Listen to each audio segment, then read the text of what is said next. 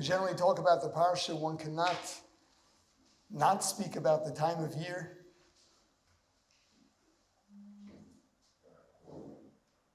We're in the period of time called Bein HaMetzarim, a borrowed term from the verse. Our enemies got us between the fences. We were stuck. There was nowhere to go.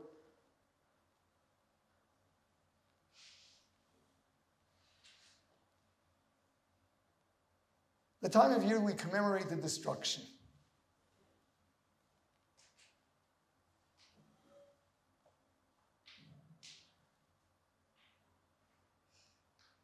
Jews are a happy people.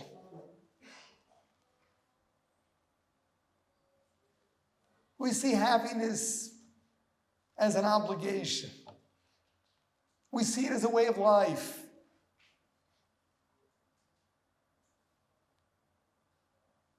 We learn that we've got to be happy, though in pain.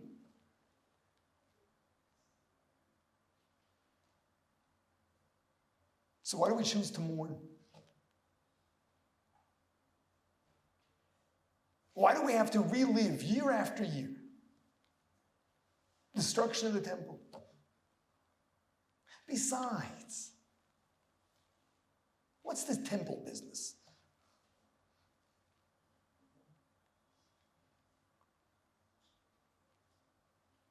Oh, the structure.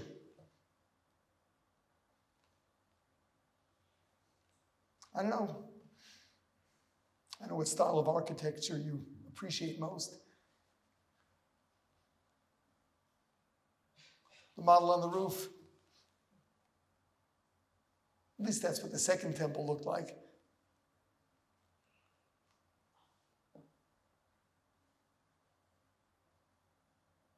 Who knows what the third one will look like, but is that the issue? The physical structure.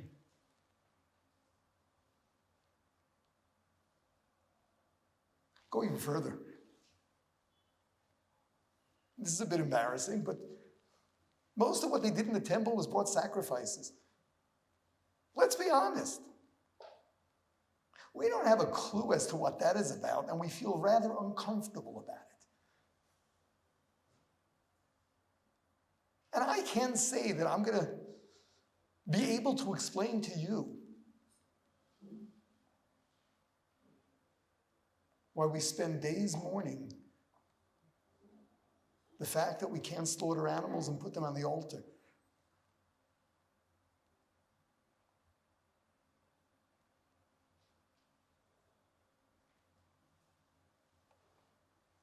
So what are we mourning? Exile that we understand. Suffering. It's been some 1900 years of discrimination, torture, extermination, expulsions, pogroms, inquisitions, the Holocaust. That we understand. But what's this temple business?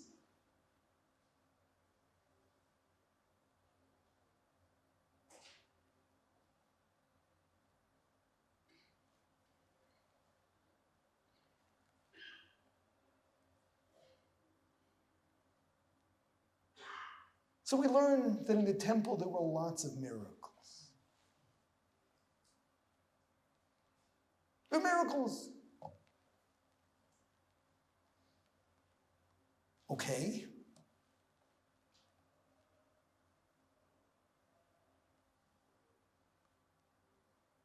So I guess it was something of a, whether proof or reassurance that something real was going on there. But it was more than that. It was a gateway to a different reality.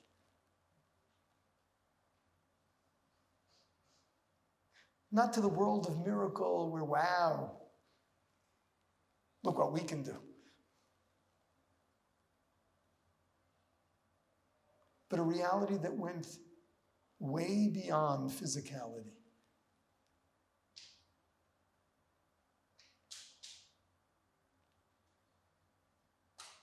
In the days of the temple, there was prophecy. They went together.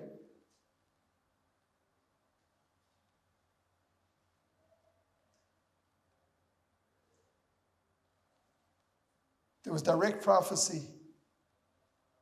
There was prophecy of the Urim V'Tumim,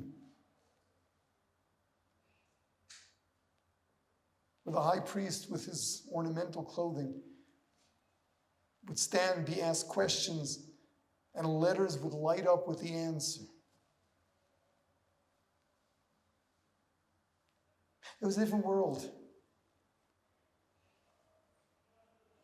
There was something else going on. Prophecy is not just people who can predict the future and tell you what stock to buy. Not just that they knew all the secrets, tell you what it's worth investing in. That wasn't the essence of prophecy. It wasn't just knowing what's going to be.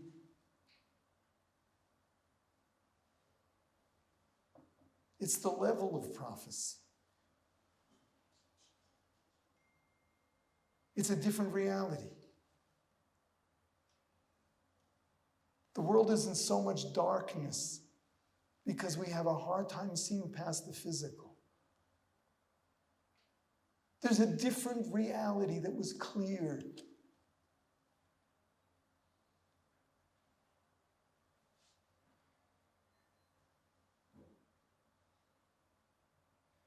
It wasn't just that we were wowed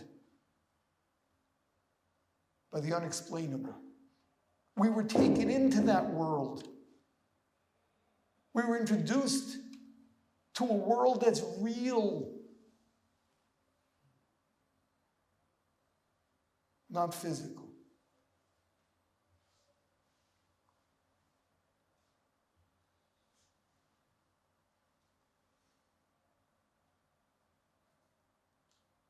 In the days of the temple, it says, a person would see what was going on and hear the songs. Didn't go to sleep that night without doing total tshuva, perfecting himself. What did it? The reality was clear. The reality not only of God's existence, but the reality of the physical world being nothing other than a cover, a mask for what's really going on.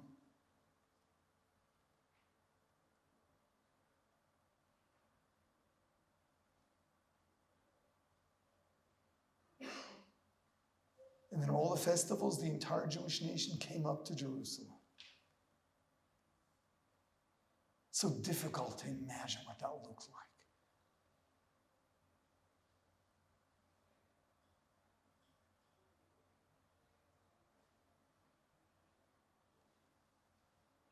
We like the concept of unity.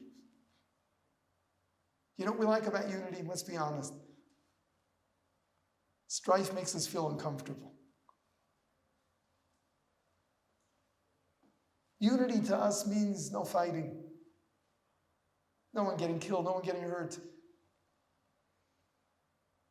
That's nice, that's sweet, a bit naive. Unity there didn't mean that, it meant something much bigger. Unity means that we all understood what it's about with clarity. We shared priorities.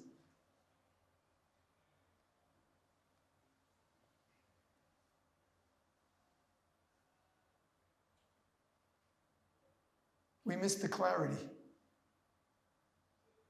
And we miss the universal clarity within the nation.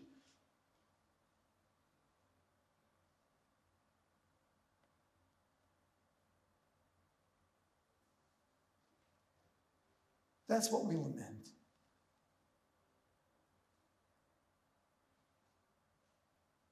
We realize how messed up we all are.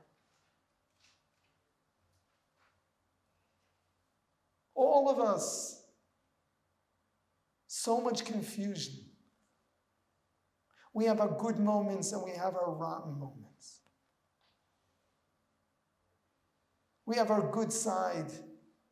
Sometimes we're so clear. And we can be so wicked.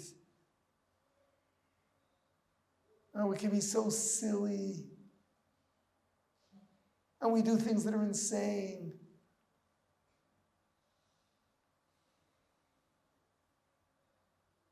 To live knowing why we live. To build our lives, build ourselves. And the whole Jewish people together, that's awesome. Instead of today's confusion. This is not a time just for lamenting. It's a time for dreaming. But a dream is not enough. It's a time for craving clarity, for craving clarity among all Jews.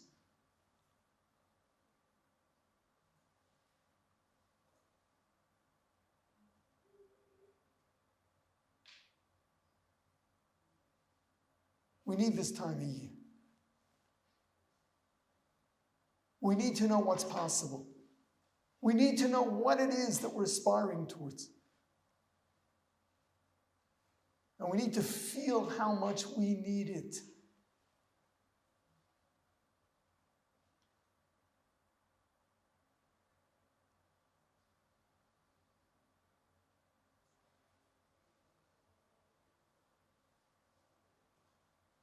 The key is the craving.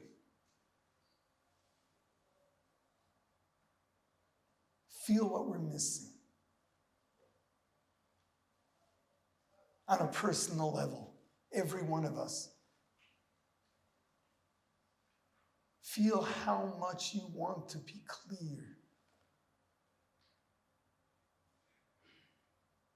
And of course, on a national scale, how much you want every Jew to be clear.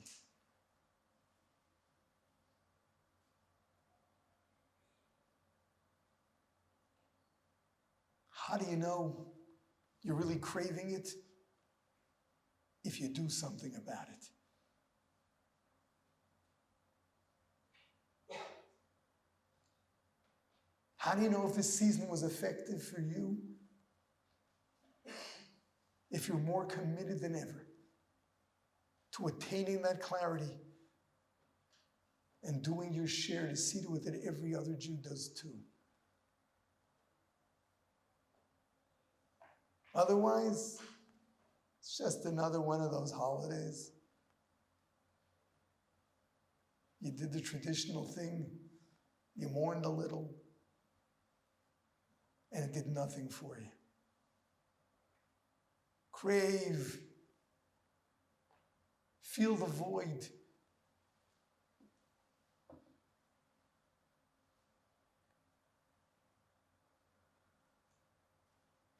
Something in you should catch fire. We need to be clear. We, all of us, we, the Jewish people, we need to know why we get up in the morning. We need to know what we live for. We need to know what's right. We need to know what life is all about with clarity.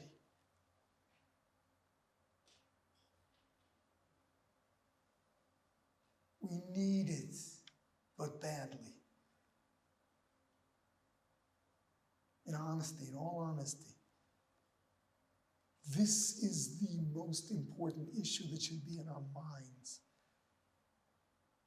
Everything else is relatively trivial. Sure, there are lots of details to take care of. Sure, we've got our needs. But this is the goal.